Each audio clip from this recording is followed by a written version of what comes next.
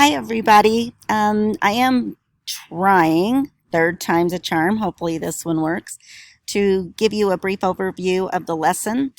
This program that I'm using is called Screenomatic, only allows me to talk for 15 minutes, so of course I'm going to condense down everything that I would normally discuss in our 90-minute class. So I first want to give you an overview of our lesson today. We're going to be doing three things. So the first thing will be to work on academic notes. Today our subtopic is English 1010 and beyond. So we're talking about how to generate ideas for college writing. And then after that, we will be getting in small groups and sharing what we've learned from interviewing two people about the writing they do at work. And then finally, we're going to be discussing rethinking reading for the main part of our lesson. So if you bring up our PowerPoint in Canvas, slides 3 through 8 deal with our academic note portion of our lesson. And today's lesson is coming up with topics that are original and new.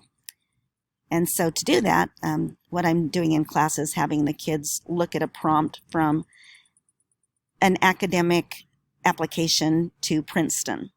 And it was in 2007. And so you can go ahead and read that on this particular slide you're looking at. And then brainstorm in your academic note box some possibilities of what you could write if that were a prompt you were using to get into college. After you make your list, I want you to think about some of the topics that you wrote down and then go through slides 4 through 8. And so basically the gist of all of these slides, and you can look at them slowly yourself, is that you want to come up with original ideas that are not overused. So those 4 slides will give you some quotes, some strategies, and some examples of professional writers, the way they do that. So eventually you'll get to slide number 7, where I have taken last year's Purdue application, the 4 topics that were there. I want you to actually pick one, and then using some of the strategies from the previous slides, don't write the essay, but come up with ideas, possibilities where your essay topic would be original that no one else would be writing about. After you've done that, I want you to look at a sample of a girl who did something like that. It's in your packet of information. This girl's name was Brittany Stinson, and she actually applied to multiple Ivy League schools and Stanford. And the chance of getting into those schools in all of those schools is less than 10%. Yet she ended up getting into 5 Ivy League schools and Stanford with this particular essay that is in your packet.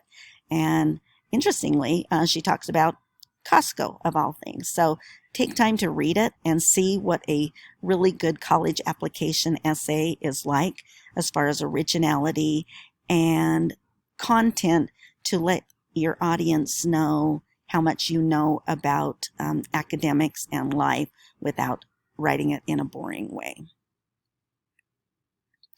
The second part of our class is discussing a couple of your homework assignments from the last 2 days that we haven't gotten to. The first one is workplace writing, and because you're not going to be there to participate in that discussion, I'm just going to tell you what they will realize, that just about every occupation requires people to be competent in writing, and that their jobs, no matter what it is, have forms of writing that go on all the time. The second thing that we are going to be doing from homework is one that we didn't get to in class last time, is sharing your sample of good writing and what makes it what you liked about those writings.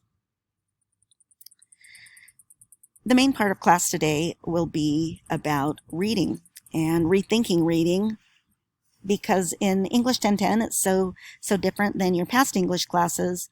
In the past, you've read a lot of literature, and in this class, you're going to be reading lots of nonfiction. And the strategies that you go about reading text will be different than what you do when you read novels. So one of the goals that I like to share with the kids before they get into the class too much is anytime I ask you to read something, step back and say, what did they do that makes me a better writer, or that I can use that will make me a better writer? And that's what this quote is all about. To introduce this topic to the class, I'm going to have the kids think about how they learned how to read, which is a crazy phenomenon. I have a couple of video clips. I have a story about my granddaughter that I tell, but I want you to think about, how did you learn how to read? And the difficulty that first grade teachers really have in teaching kids that lifelong skill.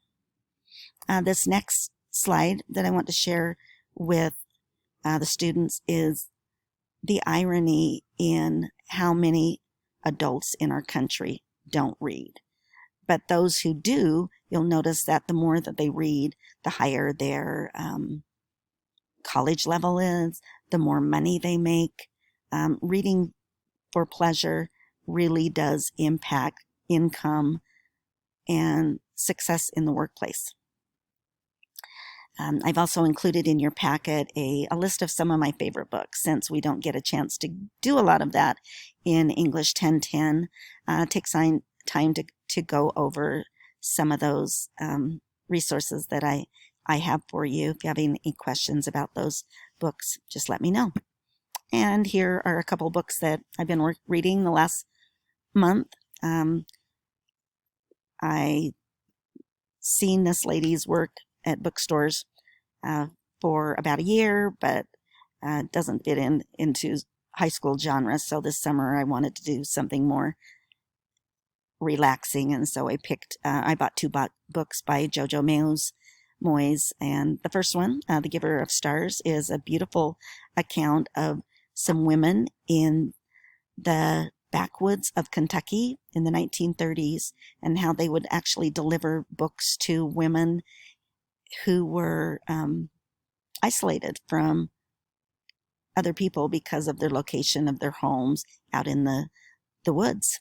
And then the second one, Me Before You, is a beautiful love story about a young lady who cares for a paraplegic. So both of those books are beautifully written, and there's just so much you can learn about being a good writer from taking time to read every day. I'm skipping a few slides, and so I'm going to go down to this one, slide number 18. There's a whole bunch of statistics on here that talk about the impact of poor reading skills and how it impacts the ability to be successful in college. And here's another one, and another one. Finally, I want you to spend some time actually looking at this slide. Like writers, rhetoric impacts our reading. And so those four elements of writing, reader, writer, text, and medium, also can be used interchangeably to help us become better readers with our college texts. So to do that, I actually found some examples of the types of reading you will do in college. And so in your packet, there are two articles that are a part of the Utah Women and Leadership Project. Now what? The first one was written in 2010, which was the initiation of this statewide committee. It was put together by government leaders, business leaders, and higher educational leaders. It's actually housed at UVU. There's a video on here that talks about the project. Sheryl Sandberg is now over it at UVU. Basic concept that you'll find in the first article in 2010 is that Utah is dead last in the amount of women who will graduate from college. And so it talks about some of the reasons why. The second one is one of about 50 studies they've done since 2010. Every year they come up with more articles impact and how higher education and women impact the success of their lives. And so I picked one for you guys to read. And so as you're reading those 2 articles, I'd like you to think of what does a good college reader do? Rather than just starting and finishing and doing a lot of highlighting with a colored highlighter, they pause and ask a lot of questions. And so the words on the right-hand side of the screen are the types of questions that should be going through your head as you read college texts. And so your assignment as you're reading both of those articles, stop and clarify what you have written, or sorry, what you have read, such as what's the purpose of the article, the intended audience, the problem and why it's important. What are some basic assumptions? Look at probes and reasons and evidence, the perspective of who's writing it, and how the article could be different if someone else chose to write it.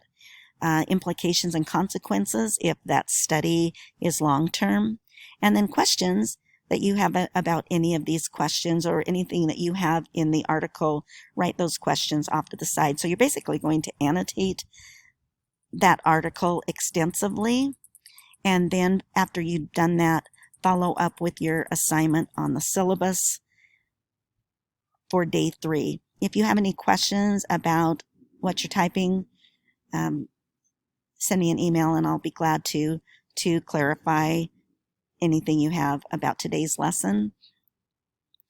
And hopefully this way of communicating with you will work for the next 2 weeks, and you guys can all get back to school. So we miss you. Know that we're thinking of you, and we promise that you will not be get behind just because you have to stay home. So see you until next time.